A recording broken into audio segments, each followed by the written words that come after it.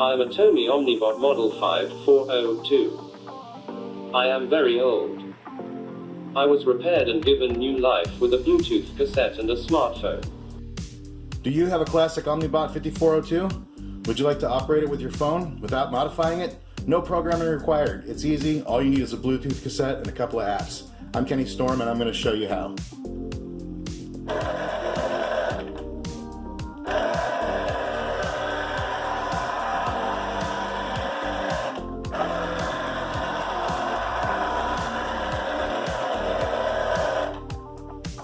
Why would you want to do this anyway? Maybe you don't have a remote, maybe you don't want to mod your classic toy, no judgment. Whatever your reason, it's all good, but you still want the toy to be usable. I got this one from a good friend. It's in really good shape, but was missing a remote.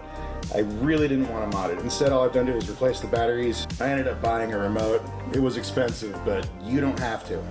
So, no BS, here we go. So here is a Bluetooth cassette. This is required. They're relatively inexpensive and easy to find at your favorite auction site. Does just what it says, turns a cassette player into a Bluetooth speaker. Here's my phone's audio playing through the Bluetooth cassette and coming out of the Omnibot speaker. Hooray! Okay, so what does that mean? Here's a super quick rundown on how the Omnibot works. There's 3 modes, RC, program, and tape.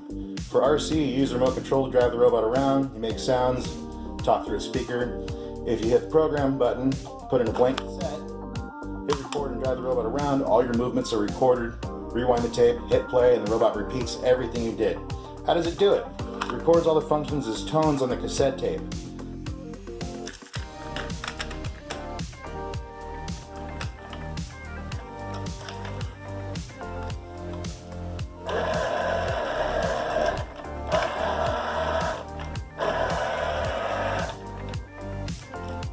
This is why this mod is so much better, because it's up like that. You heard?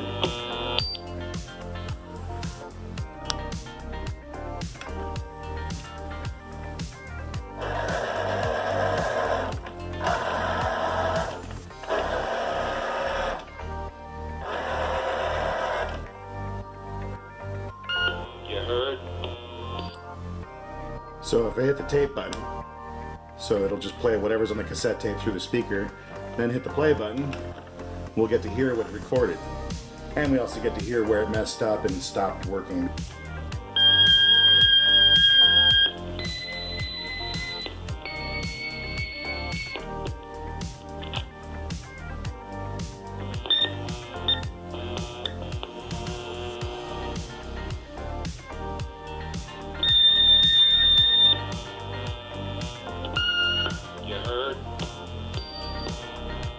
This is a guitar tuner app. That's how I figured out what frequencies to use. I'll come back to that. I thought, if you could play those tones through the cassette player at will, you could control it, right? Like maybe with the Bluetooth cassette. So now, how do you play the tones through the Bluetooth cassette? First, you have to create them. You could just record the tones right off the robot speaker and use the mic on your phone. It kind of works, but it's buggy and sensitive to background noise. The tone should be clean for best results. I used a couple of apps to make this happen. I'll put up a list of all the frequencies and all the corresponding functions. The first thing you need is a tone generator app. This is the one I'm using, but you can use any tone generator. As long as it exports the waves as a sound file, you should be just fine. So here, play with it for a second.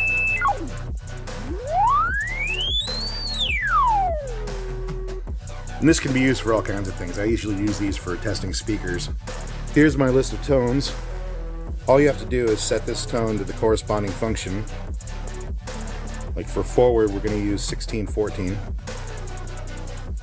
And then go up here and hit the export button.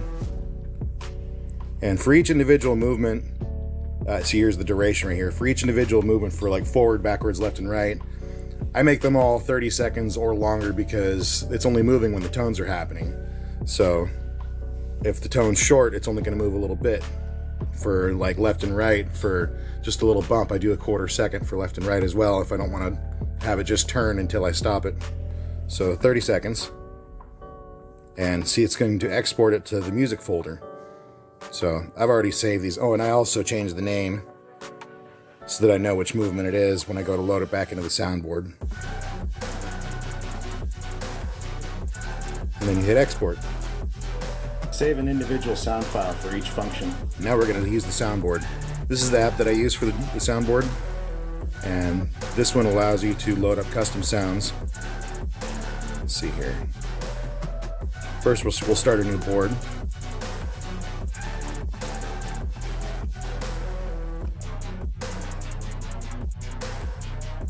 Open it up. Start off by selecting a file. We'll do left. This one's going to be just a bump. Change the name. Go to advanced options. Change this to where it stops after a quarter of a second.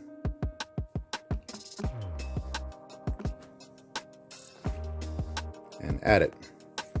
Now when I hit that button, you get just a little bump of left. Now we're going to do forward.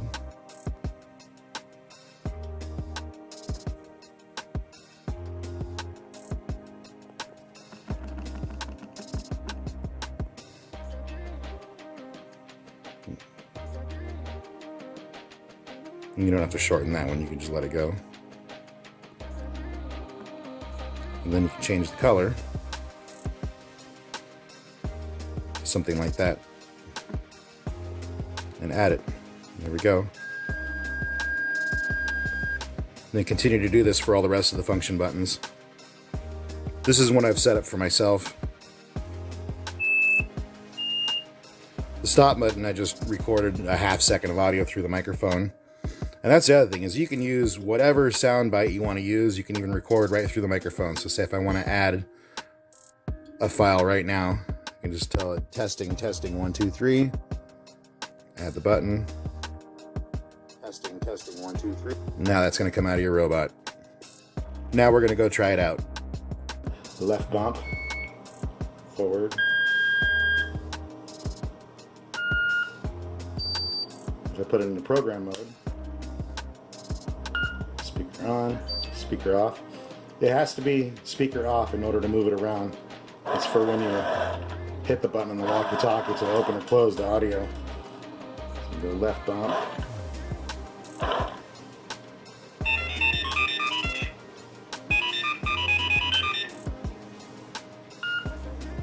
Well, hello there. Yes. No. Absolutely. Possibly. I don't understand. That's correct. You must be joking. Of course. Hello, I am Omnibot. Nice to meet you. How are you? Where are you from? What do you do? What do you like to do in your free time? Excuse me. I am sorry. Thank you. I really appreciate that. I hadn't thought of that. How does that sound? That sounds great. What does that mean? Oh, never mind. Access denied. I'm a Tomy Omnibot Model 5402. I am very old. I was repaired and given new life with a Bluetooth cassette and a smartphone. The only downside of this setup is that you can't have them move and talk at the same time, because in order for the moving functions to happen, the speaker needs to be turned off. There's a little relay in there that clicks, and this speaker on, speaker off would be corresponding to when you push the button in and out. So speaker on, and you can have all this. Yes, no. Speaker off, and you can have movements. Otherwise, speaker on, the movements just sound like this.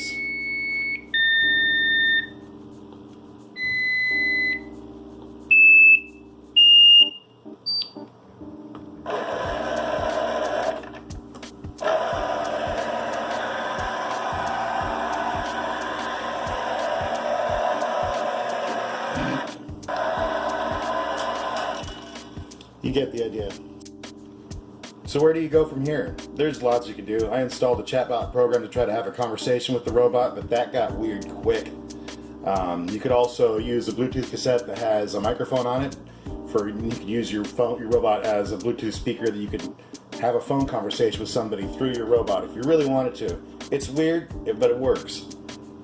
You could also use an Arduino or a Raspberry Pi or something like that to run a program that outputs tones through the Bluetooth or through a regular cassette. I don't know. There's lots you can do with this. This is just kind of the bare minimum. I did this video because I couldn't find a lot of information about this. Couldn't find anything about anybody trying to drive their unmodified Omnibot through Bluetooth through the cassette port. If anybody knows anything else about this, let me know. I hope this helps and it makes your vintage toy work. Like and subscribe, do the things. Thanks for watching. There have always been ghosts in the machine, random segments of code that have grouped together to form unexpected protocols. Unanticipated, these free radicals engender questions of free will, creativity, and even the nature of what we might call the soul.